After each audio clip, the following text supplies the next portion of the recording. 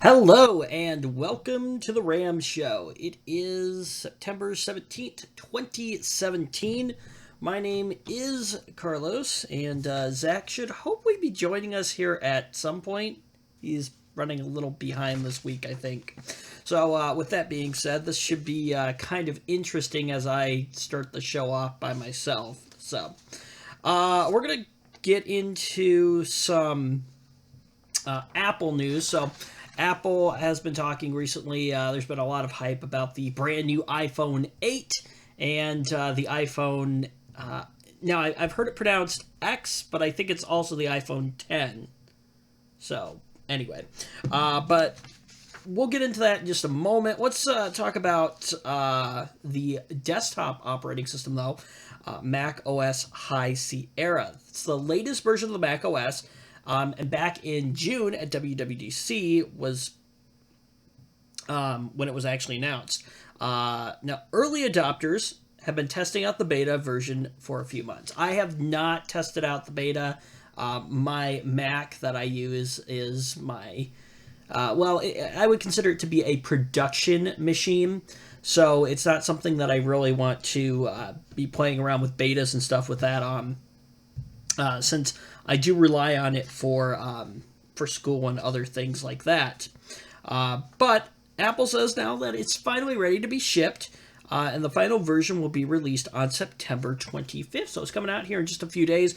I'm excited about it to see some of the new features, new optimizations in it. Like all macOS updates, High Sierra, of course, is going to be free, and it runs on just about any Mac since 2009. I have a Mac Mini in the basement right now. It's running a MySQL server, and I think it doesn't support Sierra. What is it running? I think it's, is it El Capitan? I think possibly. Or, yeah, it might be El Capitan. Or I don't remember what it's running actually, unfortunately. But anyway, so the Mac Mini in the basement will not be getting the update, unfortunately, because I don't think it can handle it. But my MacBook Pro off to the side here, that one definitely can be. So let's see. So if you're running older versions of Final Cut and Logic programs, those aren't going to be compatible with the new update here. But major under-the-hood updates in High Sierra include Apple's new APFS file system, which should be interesting. I don't know if it actually upgrades you to it right away as it's installing the update or not. That could get a little interesting. So what I may end up doing, I may just do like a clean install of High Sierra. We'll see. But that should free up some space on your Mac. Speed up certain tasks, and make backups easier. Something I probably should do more often. Although, a lot of my stuff is already backed up on, or not, oh, I shouldn't say it's backed up, but it's sitting on my MyBook Live. Yeah. Yeah. I probably could have a better backup scheme in place, but, I mean, some things are going up to the cloud now, so that's good. If you're not worried about security and all those other things like that. The new HEVC video codec is also going to be something that's going to be rolling out. It's going to make video files smaller and stuff like that. So basically, it compresses them more, but it does it in a way that you don't lose a ton of quality and stuff like that. So that'll be good. Also, external GPU and VR support. This is going to be the first time that the Mac is getting VR support, and is compatible with things like Stream VR and the HTC Vive VR headsets. Now, on the front end, High Sierra has improvements to core apps and utilities, of course, like Photos, Safari, Mail, Notes, Siri, and Spotlight. And you can now block autoplaying videos with the new Safari feature in settings. That'll actually be pretty cool. We're going to talk about that a little bit more here later on in the show. Let's see. There's definitely one of those. This is definitely going to be one of those Mac OS releases that's going to focus on core tech instead of the other kind of Mac OS update that basically borrows features and design patterns from iOS. And maybe next year we'll see some redesign to the clunky iTunes store and the App Store and stuff like that. Who knows? So anyway, so that gets us started with some of the Apple news there. You know what? While we wait for Zach to join us here, let's do this real quick. If I can hit the right keys on my keyboard here. So I've got Apple's website up here. So I was just kind of looking through this. So we got the iPhone 10 there. Oh, let's do... Oh, you know what? Yeah, we're going to stick with this view. So I have a view with like us up in the corner over here, but let's see here. Hold on. There we go. Okay. Now you can't see the mouse pointer moving around. There's way too many buttons for me to hit, and I forget what all of them do. So I have to like look at the other screen real quick and be like, okay, wait, what? Anyway, so iPhone X. One vision has always been to create an iPhone that is entirely screen. One so immersive, the device itself disappears into the experience, and so intelligent it can respond to a tap, your voice, and even a glance. With iPhone 10, that vision is now a reality. Say hello to the future. So you can pre-order them. Right now they're going to be available next month on the 3rd. Oh, excuse me, not next month. In a couple months here on the 3rd there. So basically it's entirely like screen. So I believe it's an edge-to-edge display. Kind of like the new Samsung phones are right now. Let's see. So it's got a 5.8-inch Super Retina screen that fills the hand and dazzles the eyes. Let's see. It employs new techniques and technologies to precisely follow the curves of the design all the way to the elegant rounded corners. So it looks pretty cool. I won't be upgrading. If you want to upgrade to the iPhone X or iPhone 10 or whatever they're calling it, it's like $1,000. So, I mean, if you have $1,000 sitting around, then sure, why the heck not? But I will not be. I'm perfectly happy with my iPhone 6. I've had it for, maybe a year or so, and it's got more than enough space on it for what I need. So, anyway, this one gonna have the most durable glass ever in a smartphone, front and back. So I had a Google Nexus 4. It's got like glass on the front and the back. So the only problem I can see with having like the entire thing be glass is there is more of a possibility of like not just cracking the front but the back as well. And come on, who hasn't seen an iPhone that hasn't been cracked? So I can only imagine, but anyway, maybe it's a smart marketing technique on Apple's part.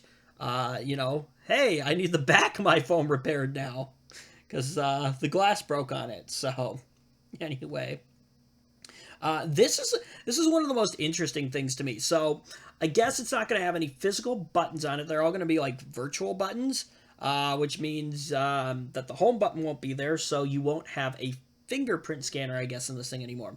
So they're introducing this brand new thing called Face ID, which is basically going to allow you to use your face as your passcode. And I guess the way it works here is it projects and analyzes more than 30,000 invisible dots to create a precise depth map of your face. Now this brings some interesting legal questions into the mix of things, however, though. And so we'll get into this real quick while we continue to wait for Zach to hopefully join us soon. So in the short time since Apple announced its Face ID feature for the iPhone X, we've seen a lot of questions about its security compared to a fingerprint or a passcode. For example, if you're arrested, can a police officer just point your phone at your face and unlock it? I would hope that there is like, some provision in place that would allow them to not do that, but I don't know all the legal mumbo jumbo. Now, Apple has some technical features that might make this harder. So the iPhone X isn't supposed to unlock if your eyes are closed, for example, and since iOS 11 reportedly lets you disable Touch ID on the fly, you might be able to do the same for Face ID, which is kind of an interesting... I actually wish Zach was here. I'd love to get his opinions on this. Maybe we'll revisit in a moment. But anyway, I think that would be one of those interesting things is, you get pulled over or something like that. Oh, wonderful. Hold on. All right. Now the viewers won't be able to hear you yet. Zach, can you hear me? Wonderful. Let me bring you in real quick here. All right. We should have your audio now. Good. Wonderful. Okay. So I'm talking about, I started the show off talking about Mac OS High Sierra, the new operating system that's coming out. Basically notes on that. That's just coming out here in a couple weeks, the 25th, so not much there. But they are releasing support for, like, VR, I guess, for the first time in Mac. So... Does any Mac even have the horsepower for VR? They showed it, like that Mac Pro thing. Yeah, I know. They showed it in WWDC. So, and it was like doing like Star Wars. It looked pretty good. So, anyway, so that was a thing. And they're also releasing, the new APFS file system, and then also HEVC for video and stuff like that. So, new compression for video that's supposed to be a lot better. And everything. Cool.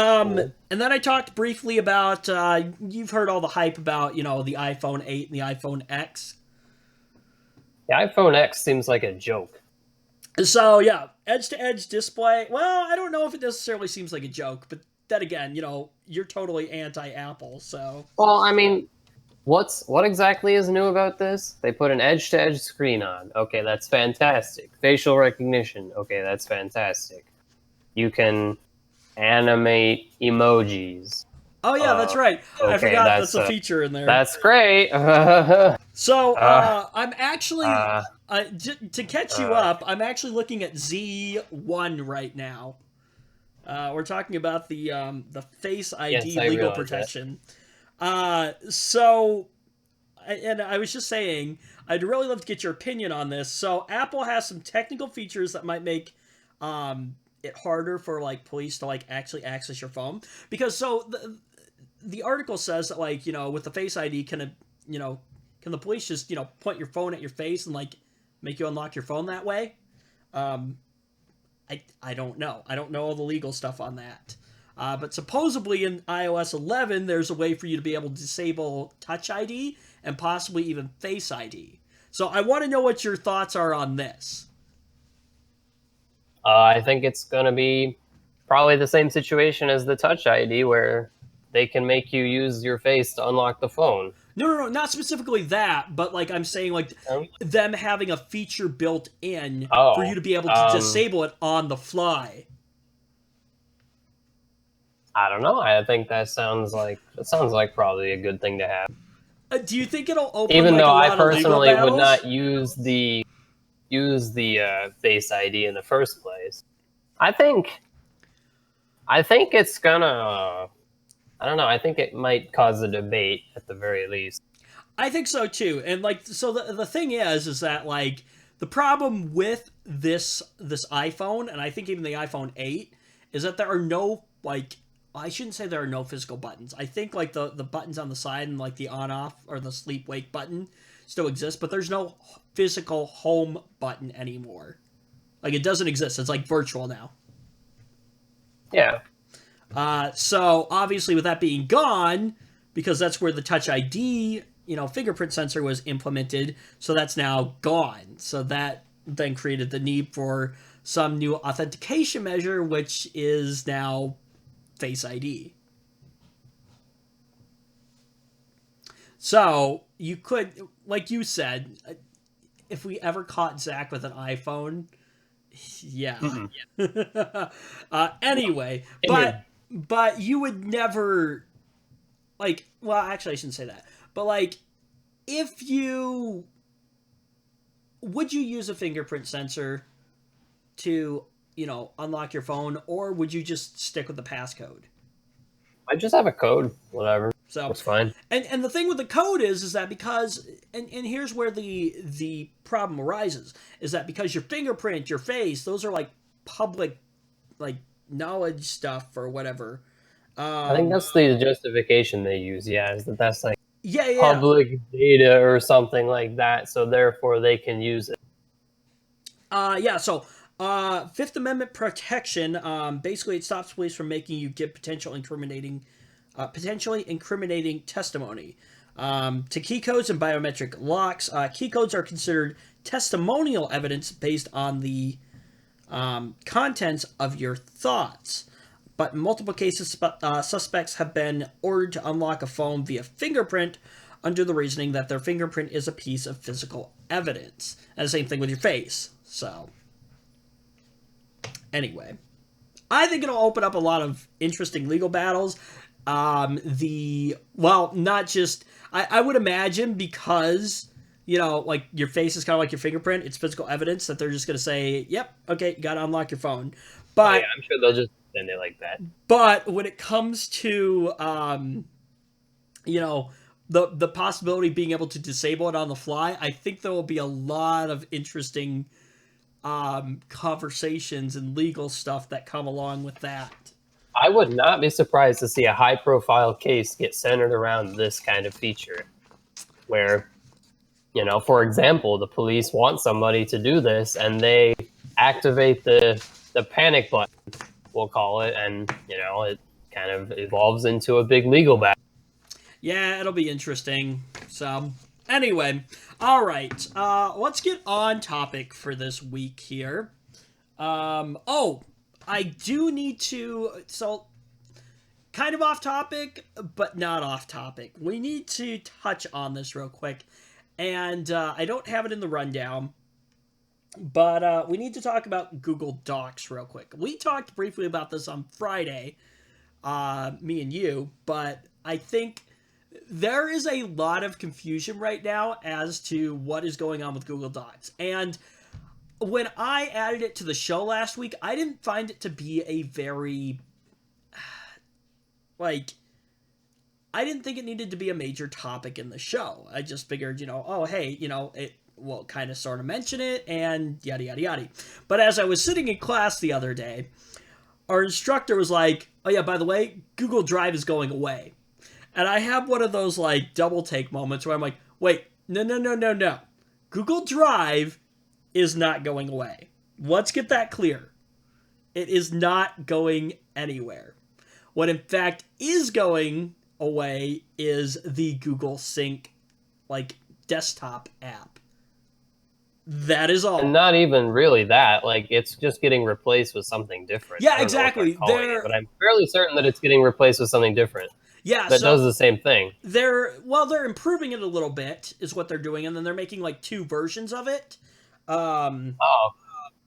Yeah, there's an enterprise version, and then there's one for more personal stuff and things like that. So anyway, so yeah, right. So that's what's going on with that. But it was so interesting because I heard this and I'm like, no. Google Drive is not going anywhere. But the instructor was so certain that it was. So I wanted to clear that up. Google Drive is not going anywhere. The name is not changing. The concept is not changing. It's not going anywhere. It is going to stay the same. Don't worry about your stuff. It's just the Sync app that is going away. Well, not, and like you said, not really going away, but it's being replaced.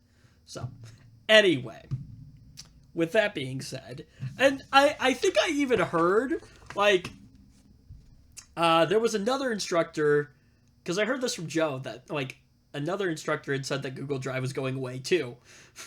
So that's, two instructors that said it was going away. Yeah. So, with that being said, like, okay, and I guess there's been a lot of confusion over it, so I figured we should probably touch on it just real quick. So, anyway, PSA, your stuff is fine. yeah, your stuff is fine. It's not going anywhere. Do not worry about it. Where the heck? Ah, there it is. I really need to make a list of all my little hotkeys again, because I totally have forgotten what they are. Like, there are a couple that I actually know, like, off the top of my head, but then, like, the other ones, like, I'm, like, going through all of them, like, nope, not this one, nope, not that one. Oh, hey, here it is. So, yeah. Anyway. Alright. We have talked about this on the show before. I love this idea, and I can't wait for it to actually be implemented. One of the most annoying things while browsing the web, yep. I know what's coming. has to be those darn auto-playing videos. Can't stand them. At all. Yeah, neither can I. So, and this is how it goes. You know, you're minding your own business. You're scrolling through the page and stuff like that. Happily clicking away and scrolling, and then all of a sudden, da-da-da-da, like, some video just starts playing out of nowhere, and it's like, where the heck is the sound coming from? Why is this playing? And I do not want to listen to this. We've all been That's there. a real quick way to make sure I don't want to come back to your site again. Yeah. Which is funny, because I keep sending you to CNET's website. Yeah? They're, like, one of the most, like, horrible for it, Yeah. I think. And it's like, I do not mind the sites that have, like, auto-playing videos, but, like, that are muted by default. Like, you actually have to interact with them. I even find those a little bit annoying. They are a little bit annoying, but at least they're not, like, blaring at me as I soon guess as I they get to the won't page. blare in your headphones. Oh. Yeah, so, well, in my case, on my speakers, but... Well, okay. But, whenever I sit in my computer, I put on a pair of headphones, so that's just what I'm used to. But yeah, so anyway, now Google says this is one of the most frequent concerns from users: unexpected playback. So from Chrome 64, auto video playback will only be allowed if sound isn't played or if the user has shown interest in the clip. I'm a little interested how they're going to figure out, oh, well, I guess, okay, I guess the browser could monitor for sound, I guess. That's probably how they're going to do that. I was going to say, how are they going to, like, figure out which videos are, blaring sound and which ones aren't, but anyway. I just read, actually, that apparently this is going to be... The same feature is going to be implemented into Safari soon. Yeah. With the new update of macOS High Sierra, you can now block auto-playing videos with the new Safari feature and settings. So. Well, hopefully Firefox jump on the bandwagon too, because that's what I use. You know what? If the other two browsers are doing it, I would imagine they're going to soon. I would I'm sure think, because they're going to want to stay relevant. Anyway, I lost my spot. Oh yeah, Google says videos will only autoplay if the user has clicked or tapped somewhere on the site during the browsing session. So, okay, I have a little bit of a problem with this. So does that mean that, if you, like, are scrolling through... Well, okay, I guess I have to think about this real quick, too. Because... Usually you open a page and you just kind of scroll through it. You don't normally click on the actual page itself. So maybe that makes sense. But I suppose the way it makes it sound, like if you like even tap on the like actual site itself, like anywhere on the page, I would prefer, then the audio will start. I would prefer it if they only start playing if I click the play button. How about that? Yeah, or like I actually... How's that sound? Well, it's already going to be playing, so like if you actually like click on the video or something like that. You know what? There's got to be a better way to do it, but maybe they're, maybe that'll come. I hope. But anyway. I would hope so too. Although we did read earlier, like, you know, when we were reading about this earlier, that like you could explicitly mute certain websites. Yes, that is also fantastic. So That would probably be a reasonable supplement to this feature, which is already that we were just talking about, like, yeah, where it won't autoplay them, and you can block specific ones that are really, good. That'd be really nice. And it looks like this is actually pretty easy to do. So I've got the screen capture up. So it looks like you basically just click on, you know, the little box next to the web address, and then you go down, you find like sound and stuff like that. So it's literally like, you know, turning on your camera, like allowing your camera and stuff like that. So it's just another option and things. I do hope though that like it actually like remembers your settings and stuff like that based on the websites. I would hope it does. Let's see here.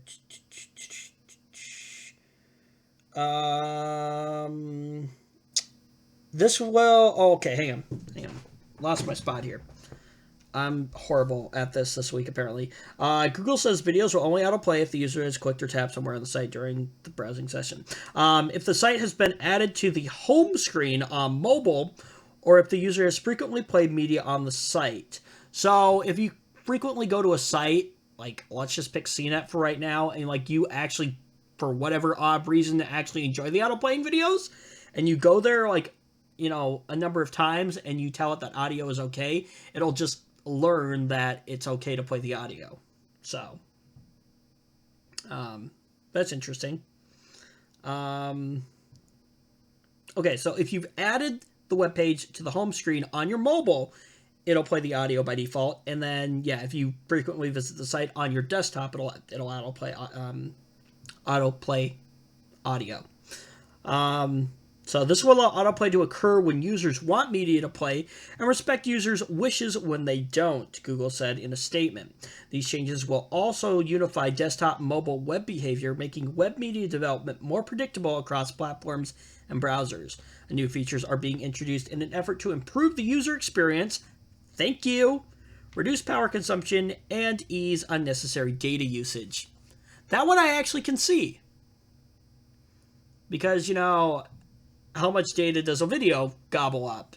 So auto playing on mobile, that is no, don't do that.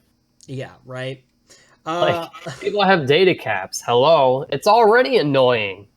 It is annoying. Now you're chewing up people's data. Come on. You know what you do? You build the website with like auto playing videos or whatever, and then you collaborate or you get together with like, you know, the major cell phone companies. You're like, hey, if people go to our website and, you know, like, you know, promote our website, get people to go there, then they'll go over their data caps and you'll make more money. No. Yeah. Google noted that Chrome 63 will also add a new option to completely mute individual sites. CNET, you're going on the list. No kidding. The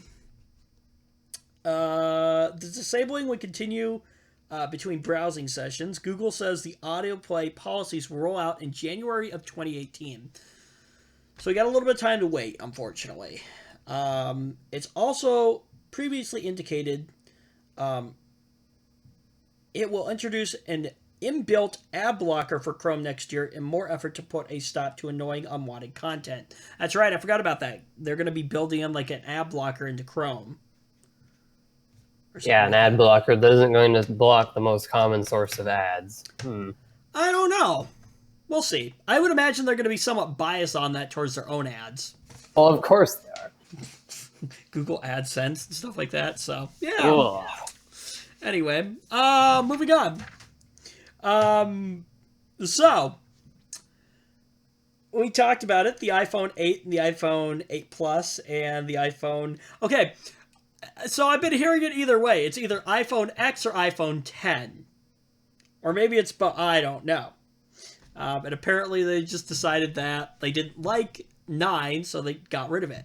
Hey, that's kind of Nobody funny. likes 9. Right? Jeez, Yeah. man. Like Microsoft did the Nobody same likes thing. 9. Yeah. Yeah. Microsoft did the same thing. Windows 7, Windows 8, Windows 10. And now Apple's like, ah, crap. Look what Microsoft did with Windows. We can't do that with the iPhone, or we won't be cool. Oh, that's funny. So AT&T and Sprint are the first two carriers to announce discounts on the iPhone 8. They're two pretty different deals, and both have their perks and limitations. Yeah. Let's start with AT&T. Okay? So, they have a buy one, get one offer on the 8 and 8 Plus. There are a couple catches, though. Okay? You ready? The first and biggest is that you have to be a DirecTV or UVerse customer to qualify. If you're not, sorry, Please. you're out. You are out. So, yeah. Really? Really? You know, does AT&T That's have like horrible. does AT&T have some partnership with like with DirecTV or something like that? I believe DirecTV is AT&T's TV service. Correct me Okay, if I'm so wrong, makes though. sense. Okay. I'm pumping more money out. And I'm not sure what UVerse is. I know it's a cable package of some description, but I don't know who offers like- it. Probably Direct.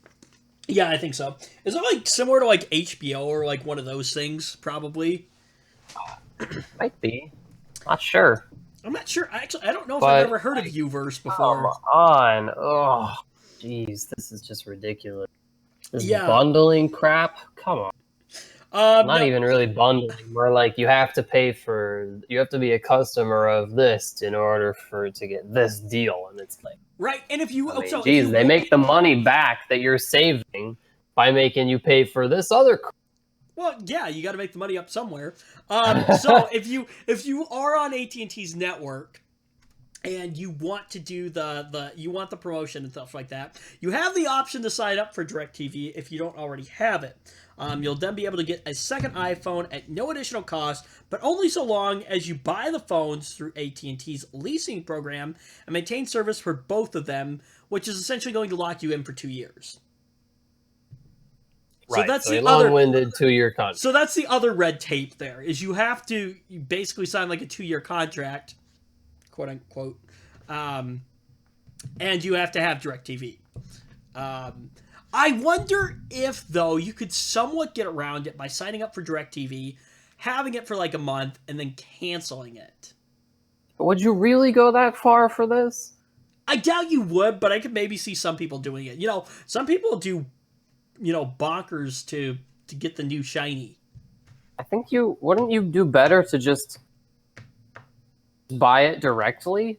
You would end up spending less money. I don't know.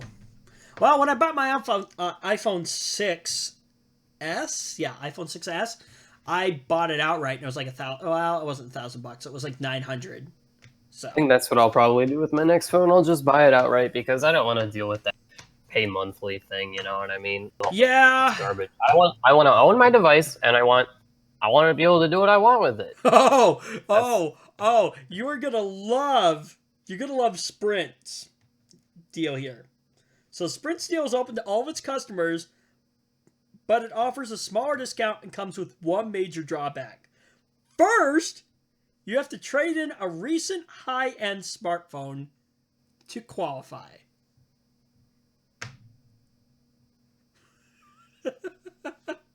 What exactly does recent mean? Like, I have an S5. It's 3 years old. Does that count? I don't know. Well, okay. iPhones going back to the iPhone 6 qualify, excluding the SE, as do some top Android phones from Samsung, LG, Motorola, and Google.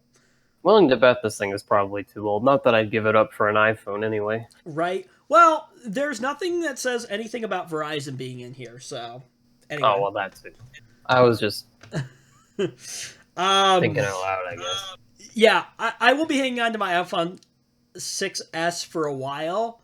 I mean, I have my iPad 2. iPad 2, second gen, from like middle school until like last year. Sheesh. Yeah. I think, I'm fairly sure my family still have the 2 iPad 2s that we got who knows how long ago. But see, the thing for me was like it was serving the purpose that I, had the device for. And then it got to the point where it was starting to lag a little bit and slow down and not do the things that I wanted to. But I'd had it for a while and I was like, okay, it's time for an upgrade. And that's the way I look at things. My iPhone 6S, I just got it last year. It's got more than enough space for what I want to do on it, which is the reason I upgraded to it from my last phone, was because I ran out of space on the phone. But, like, this is the thing. Like, I don't see myself running out of space on this thing for a while. And, with the cloud and everything like that, stuff goes up to that as well. So it's one of those things where it's like, I'm probably going to hang on to this phone for 3, 4, maybe even 5 years, because I'm sure it'll serve my purposes for that long. I don't need mine's 3 years going strong. Like, normally especially with like my computer, I constantly get that upgrade itch. There's always something to do with it. But like this phone, right? Yeah, I'm not feeling the upgrade itch really.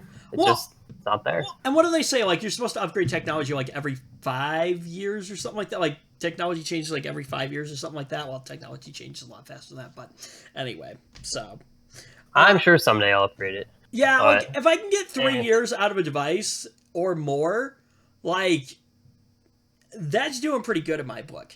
Not to mention, I do not want to drop another $1,000. Yeah, I said that.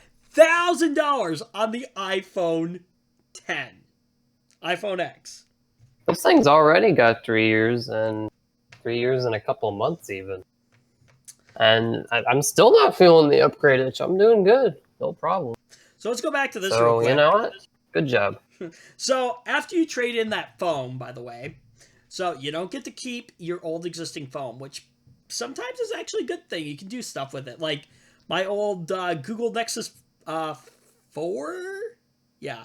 Well, actually, yeah, I think it's the Google Nexus 4 is sitting behind me right now, and it acts as an alarm clock to play Spotify in the morning. By the way, there's a video on that. Go check it out. This is the part where I put the little card up in the top corner of the video and like put the link down in the description. Hey, gotta promote our own content, right, Zach? Yay. But once you trade in that phone, Sprint says they're going to give you a 50% off coupon for the iPhone 8, except that isn't really actually true. So you get 50% off of a... Oh yeah, you don't even own the phone. You lease the phone. Like, that leasing thing, I don't want to have any of that. Nope. Yeah. Well, it only Get out of here with that leasing garbage. It only covers 3/4 of the price of the phone. After 18 months, your discount ends, and you'll either have to shell out $175 to pay it off, or you have to give the phone back to Sprint.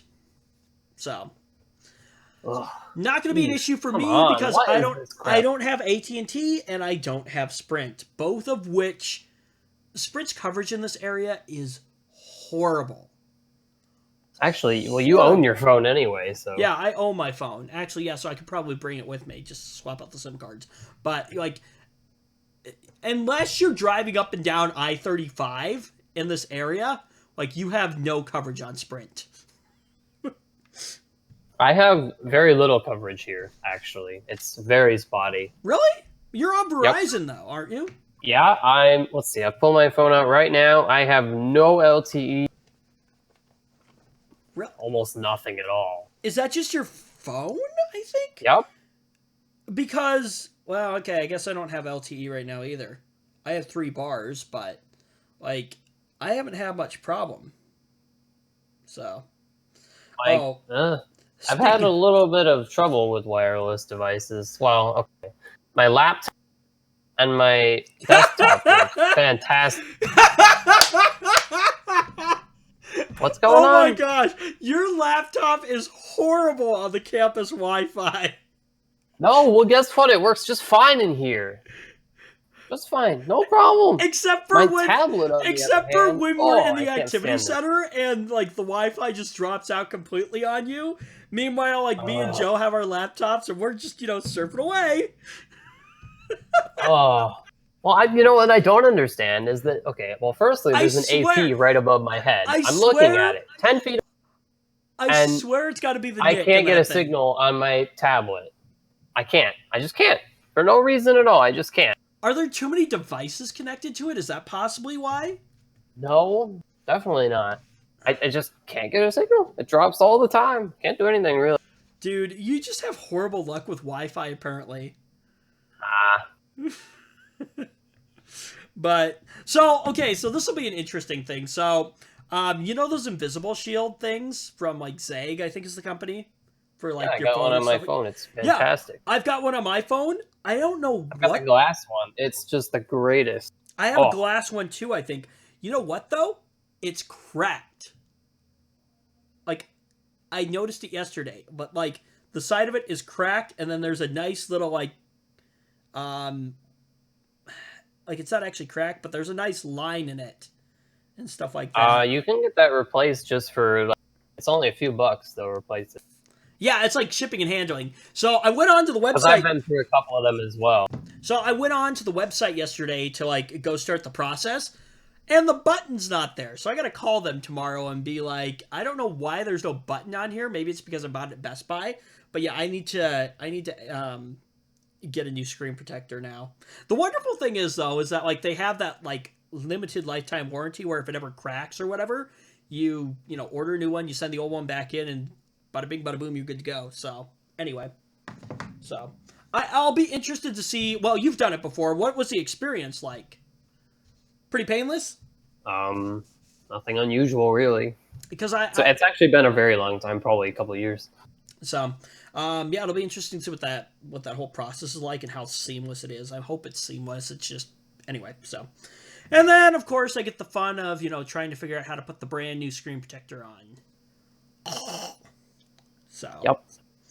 Anyway, maybe I'll just take the Best Buy and make the Geek Squatty people do it. I had one of mine. I had a like little piece of like a dust particle or something trapped underneath it, and oh my gosh! But the one I have right now on it, it went on almost perfectly. Nothing stuck underneath it. Fantastic. Some manufacturers like make a tray or whatever that you put your phone in, and then you like apply it that way. I wish more companies did that. Yeah. Like, that's so nice. The last time I put a screen protector on was my ex's phone. And so she bought the new phone. She bought the screen protector, and she's like, okay, you're putting it on because you're the techie one. I'm like, oh, wonderful. I actually did a pretty decent job. How is that on it. even techie though? That's just like I don't know. that's like putting a sticker on.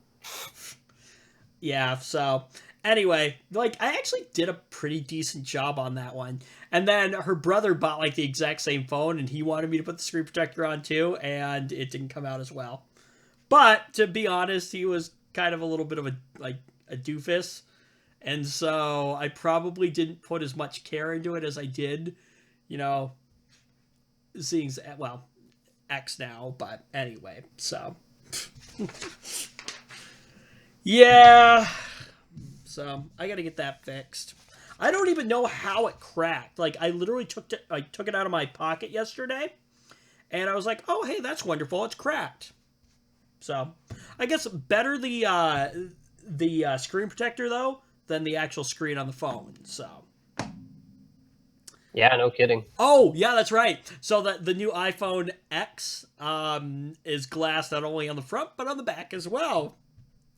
Oh boy, this will be fun. Right? Like, and I said it earlier too. I was like, who hasn't seen an iPhone with a cracked screen? All throughout high school, so many cracked iPhones all over the place. Jeez. I could just see people going into the Apple store. Yeah, I need to replace not only the front screen but the back too. It's cracked. Like you'd see a phone with like a chunk of glass missing out of it. It's like, what are you doing? I don't. This big fat chunk of glass missing from the I have top of the never screen or something. It's just, what the heck? I've never cracked a screen before, but I I have have cracked one screen in my actually. life. So I take that back. I did bust out the screen. This is way back. My first cell phone ever. It was my Motorola Razr phone. When I was in middle school. Oh, Well, actually, it was like right before I was about to upgrade to my first smartphone. Or no. Not my first smartphone. So I had my Motorola Razr, and then I upgraded to a Alcatel One Touch Tribe or whatever. It was one that had like the full keyboard on it because I was starting to get into texting, and I was like, "There's no way I'm going to be able to text T9." Like I never got into that, so I needed the full keyboard. But I had it in my pocket, and I like leaned up like against the side of my dresser or whatever, which was like somewhat pointed, and I busted the screen out of it. Yeah. So anyway, and then my Google Nexus, I had it in my pocket, and it like fell out of my hand and like smacked the side of the tub. And so now there's like a little area in there. Like the screen is not cracked, but there are some dead pixels in there now. It's like a nice little area. It's just like it's like a half circle. But yeah, I've never like besides my Motorola, I've never cracked a screen before, so pretty happy. I don't drop my phone that often, but like it's one of those things where it's like it isn't that hard. Put a you know and you don't even necessarily have to put a screen protector on your phone. It does help, but like put a case on it. You know what I mean? Yeah. So anyway, okay. Let me see if I know what I'm doing here. Microsoft news time. Your favorite time, Zach. Oh, yeah. I don't know if there's so much to like actually like burn Microsoft on this week. They really haven't been doing dumb stuff, but I can imagine there's some controversy here, so we got some stuff to talk about. So they've been gradually tweaking the privacy controls in Windows 10. So the software giant addressed some initial concerns in the Windows 10 Creators Update with simplified data collection levels, and eventually even revealed what data Windows 10 was really collecting. Whether they actually told us everything, I highly doubt it. Yeah, no kidding. But anyway, Microsoft is now making more privacy-related changes with the upcoming Windows 10 Fall Creators Update. Again, most creative name for an update ever. Like, Woo! well, it's like Mac OS High Sierra. Like, really? Really? Apparently the naming committee for both updates, like, maybe they use the same naming committee. Oh, we're just going to add one extra word and call it good. Yeah. I'm sorry, it's comical. It is still comical. Like, really? That's the best you guys could do? Wow. Really stretching high here, guys. Anyway. So yeah, so they're planning in the Windows 10 Fall Creators Update, users access the full private. Oh, okay, so basically, when you set up your computer, you're going to be able to access the full privacy statement during the setup process. Whether people are actually going to read it or not, probably not. I am probably just going to blow past it. Maybe I'll read it for For science. Well, I was gonna say something else. Ish and giggles. I was about to say the real word, but I stopped myself because I'm not about to do that for, for a second week in a row. Ah. But yeah, I may read it for ish and giggles. But anyway, we'll see what happens. What about you? I highly doubt that you're going to read the thing. You're just going to hit the accept box and call it good. Let's be clear. I don't have time. Let's be clear. If you are reinstalling Windows, never, ever, especially now, never click on the Express settings. because when you do, they will turn everything they possibly can on. Here's the other thing. You should probably never click the express settings no matter what in like anything. Yeah, it depends It's on what almost it is, always a but bad thing. you're right. It is almost always a bad thing. Like, I never click it, even if I end up just breezing through the quote-unquote advanced options without even changing anything, just because I want to be sure that the express settings isn't some garbage I don't want. That's true. Some places, like if you're installing MySQL and stuff like that, sometimes it's not a bad idea to just use the express settings and things like that. Well, yeah, I'm sure. But, take your pick. But no, like, hit the advanced settings and then literally go through the list. Nope, nope, nope, nope. Turn off, turn off, turn off, turn off, turn off, turn off. Which is still funny. Basically how it goes. Because, like, and we have gotten into a debate about, well, not a debate, but a small argument about this, me and a certain instructor, that Microsoft actually spies on you. Like, did you? And is he convinced they don't? I mean, I don't. I'm pretty sure he's convinced they collect don't. Data. Yeah, he's convinced that they don't spy on you. Even though if you look, he's obviously, I'm sure. Well, when you're reinstalling, like, how many different computers and stuff like that, I doubt you actually look at stuff. But anyway, like, obviously, I don't think he's ever looked at the advanced settings before, because it clearly states in there, your information will be sent to Microsoft. Like, on the type. What he means is that the data is aggregated, so it's not like personal to you or something like that. Well, okay, but I mean, it still kind of gives you a funny feeling, don't you think? You're not wrong on that. So it is aggregated to a machine ID. But the thing about that is that, as you buy other things and stuff like that, and you do things on your computer, that machine ID can then be associated. Like, for instance, when you install Windows and like you don't actually put any information. Anyway, there are basically ways that information. They can tie that machine ID to a person. Exactly. Yeah. If you have any understanding of how a database works, and linking in a database, yeah. So. Indirectly, they are, but then they are because they link all that stuff together. Come on, let's be honest.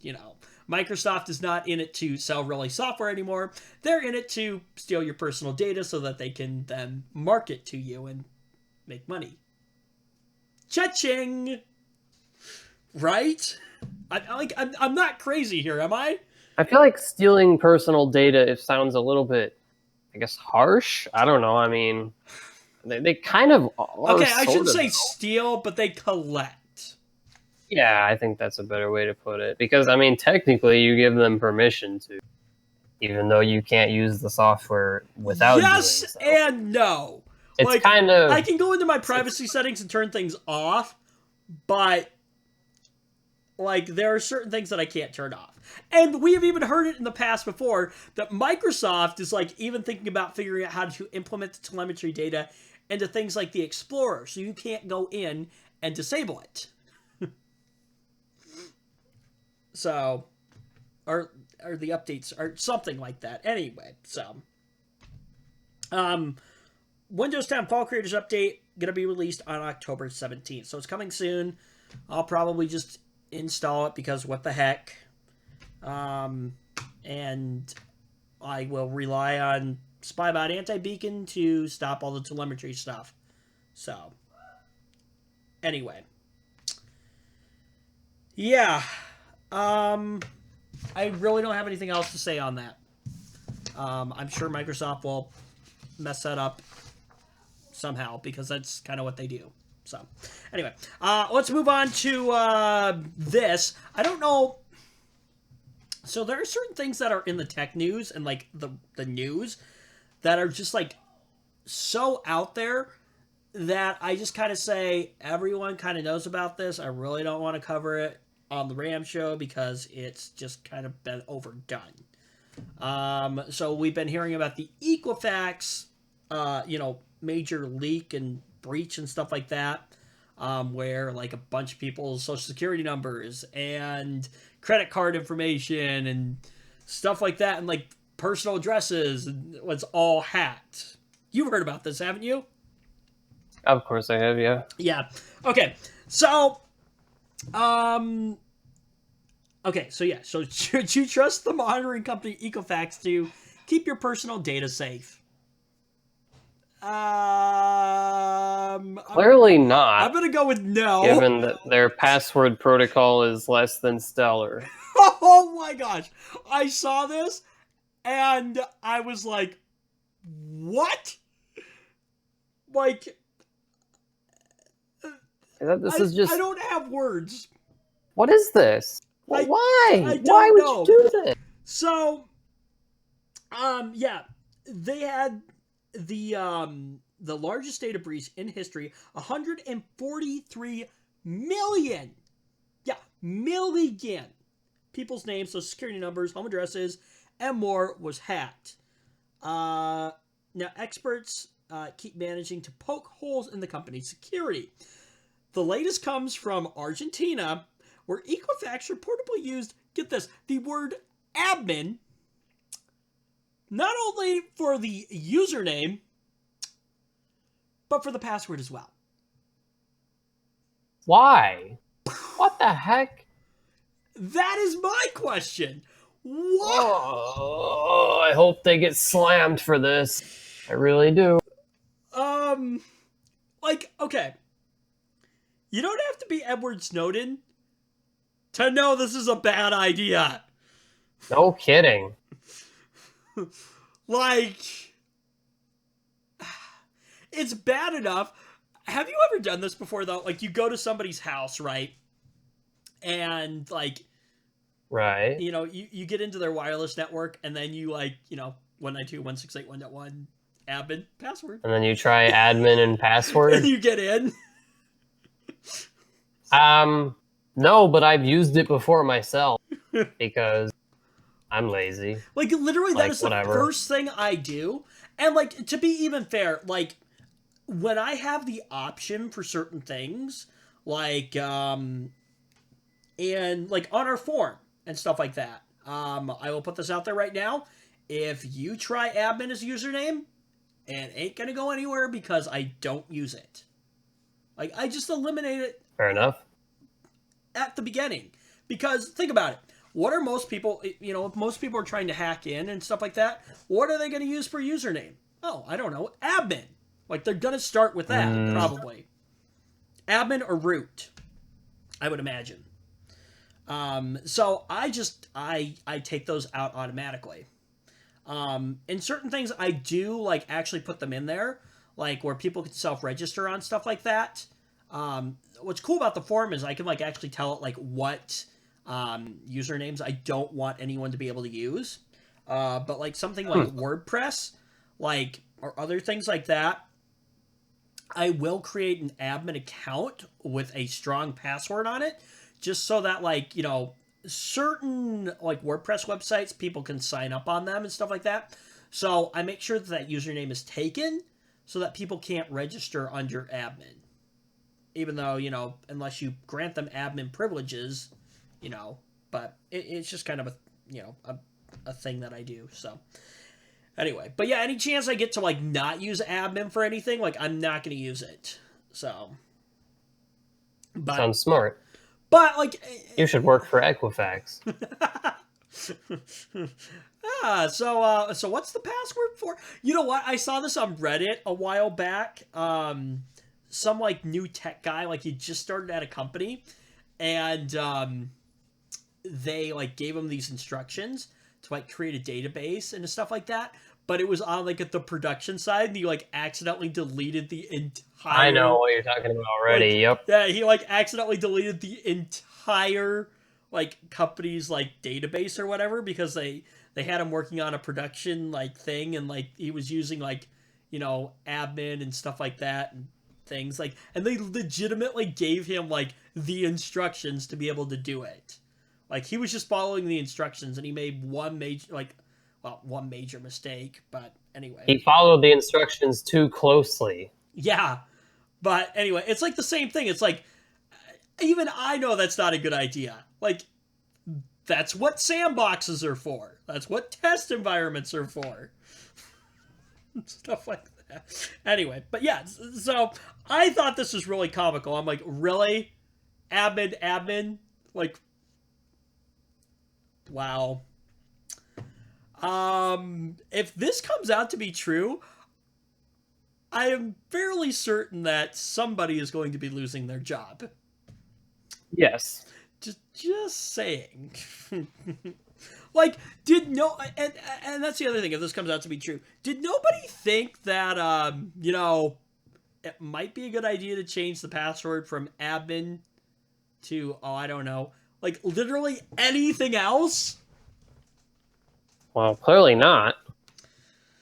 So, yeah. Equifax wouldn't fact check specific details, which I don't blame them, but they did release a statement. We learned of a potential vulnerability in an internal portal in Argentina, which was not in any way connected to the cybersecurity event that occurred in the United States last week. We immediately acted to remediate this situation, which affected a limited number of public information strictly related to consumers who contacted our customer service center and the employees who manage those interactions. We have no evidence at this time that any consumers, customers, or information in our commercial and credit database were negatively affected, and we will continue to test and improve all security measures in the region. Yeah, okay. You might want to start with changing that password. Right. I don't know how true this is, but I heard that like part of the reason like that the breach happened was that like they were using outdated like software or whatever. Like they hadn't updated the software, so like they didn't have all the security patches in place and stuff like that. I don't know if that's actually true. On.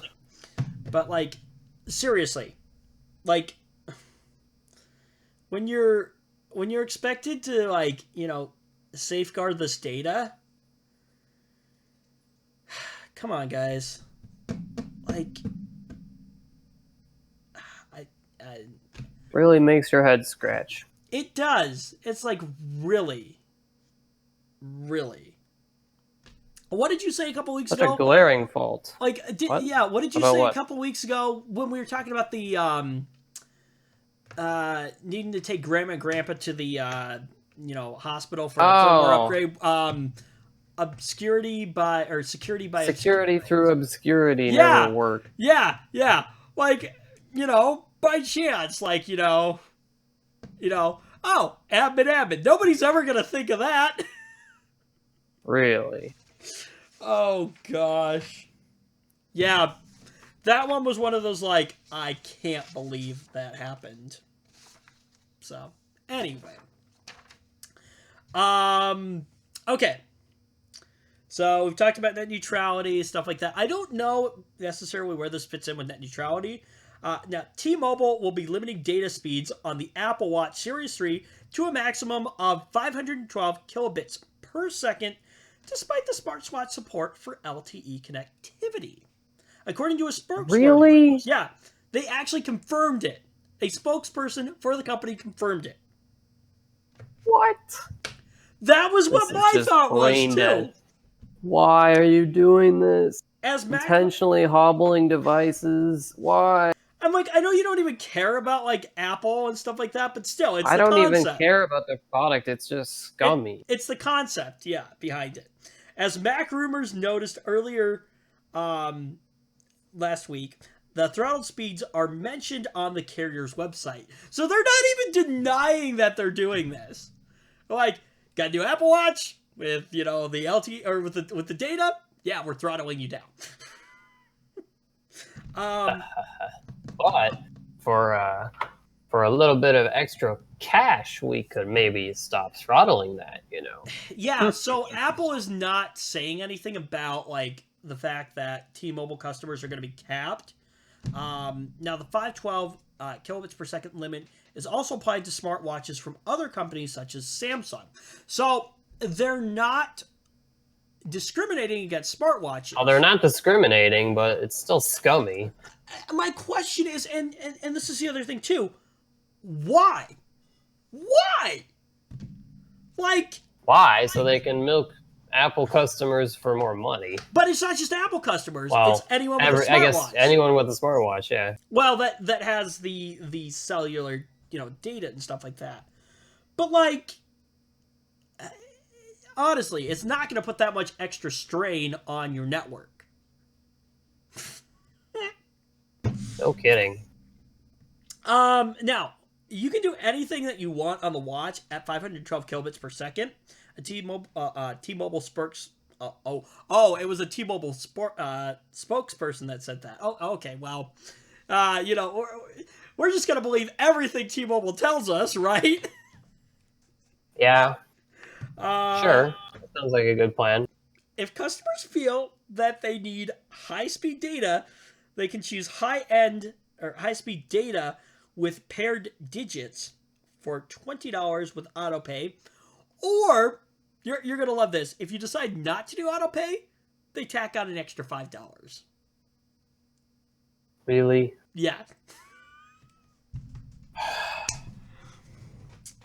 Can we just boycott AT&T here?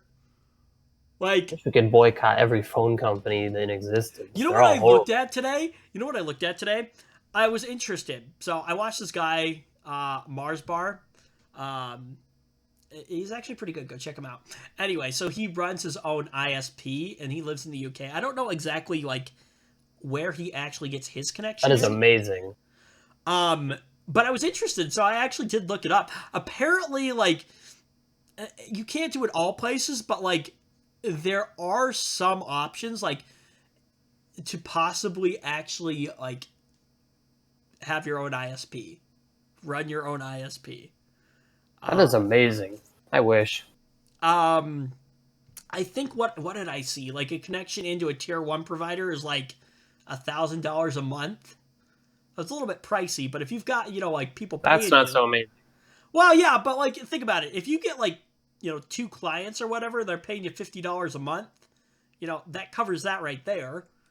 And then you start providing it out and stuff like that too.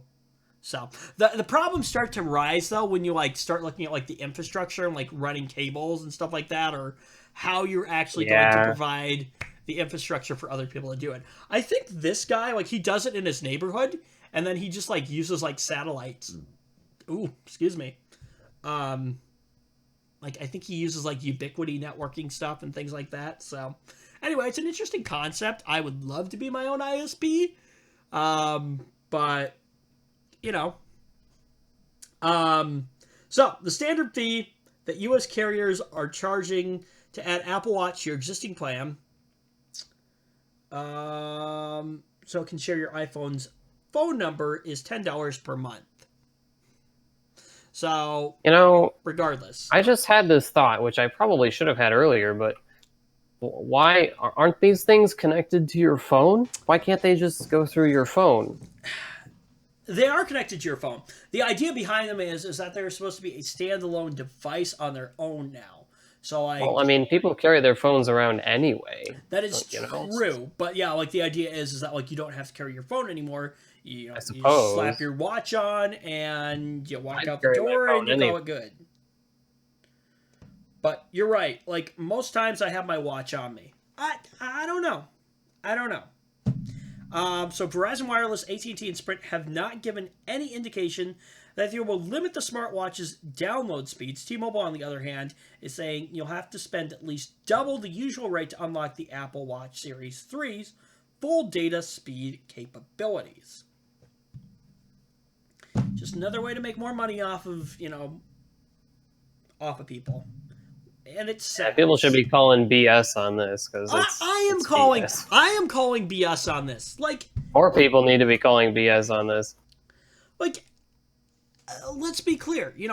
AT&T is not a small company. They have the infrastructure that is needed to do this. Like, and it's not gonna. The article even says it's not gonna put that much extra strain on their infrastructure. Like, Because, I mean, come on, let's be honest. What are you going to be doing on your watch anyways? Maybe... Your watch is not going to be streaming videos. Your watch is not going to be downloading things. No. Maybe, making phone calls, texting. Well, okay. On that note, you probably don't need the full data speed. That's probably true. Like, probably the most you're going to be doing is, like, you know, looking up some information, like what the weather is like and directions and stuff like that, and then streaming music. But anyway. But at the same time, intentional throttling. Exactly, and that's the thing. Like, come on. That is the thing. It is still throttling it.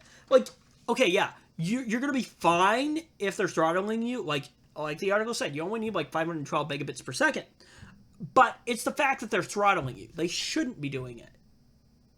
And then, you know, exploiting you to get more money out of you just because you want, you know, what you should be getting. You want to use the full capabilities of the device that you bought? Exactly. I don't know. Things like that irritate the crap out of me. It's like really? And then, quite frankly, it's one of those things where it's like, okay, AT&T, no thank you. I'm not interested in your services. Not if you're going to pull stuff like that. Like, yeah. But, anyway. Alright. Before we leave you this week, I want to do this. Have you opened up B1 yet? I can in a moment. Don't. Because, so, like, the kickers and stuff like that, I kind of want you to keep those closed because I want your genuine reactions to them when I start talking about them. So, let me play this over this. So, foot odor can be embarrassing, but how do you know if your feet are slightly smelly or hazmat level awful? It's not likely you'll want to ask a coworker, stranger, or even loved one for an honest assessment of your feet's fumes. That's where the new Japanese robot dog, Hana-chan, can be of assistance. The adorable robot from Next Technology has built-in odor detection sensor in its nose that can tell whether your feet are fine or pungent. The Mini-Mutt, which is 6 inches long, so about 15 centimeters, will bark if your toes are merely moderately smelly, but will fall over if your feet are rank. The robot dog doesn't just notify you when your feet are too nauseous for words, it also sprays air freshener on your toes to help fix the situation temporarily. The prototype of the feet-sniffing robot Pooch can be found on the Next Technology website. They're going to start planning on selling these in early 2018, and according to the Japan Times, the retail price is going to be, get this, $900.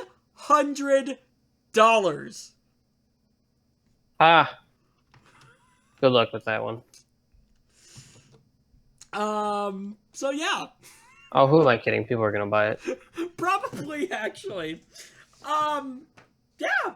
It's an interesting concept, I guess. Well. But, yeah. So, yeah. Yeah, do my feet stink? Well, let me just grab this little robot thing and we'll find out. But, yeah. You're right, though. People probably will buy it. People probably will. So, anyway. With that being said, real quick, I guess, because we already kind of talked about the other things. So we talked about the Face ID legal protection, macOS High Sierra. The only other thing I have in the show for this week, Lenovo has 4 new tablets available for sale. Lenovo. The Lenovo Tab 4 10 Plus, Lenovo Tab 4 10, Lenovo Tab 4 8 Plus, and Lenovo Tab 4 8. So, yeah, that's the thing that's happening. Anyway, the most expensive one will be the Tab 4 10 Plus for, $279. And the cheapest will go for, I don't have a price actually on this. So, yeah. Anyway, anything else to add for this week, Zach? I doubt you do. Nope. So, wonderful. Wonderful, wonderful. All right. Well, with that being said, that is going to do it for this episode of The Ram Show. Thank you so much for joining us. If you enjoyed it, hit that like button. If you didn't, thumbs down. If you really enjoy the content, consider getting subscribed to the channel. Turn on notifications with the bell so you never miss a video. And we will see you next week.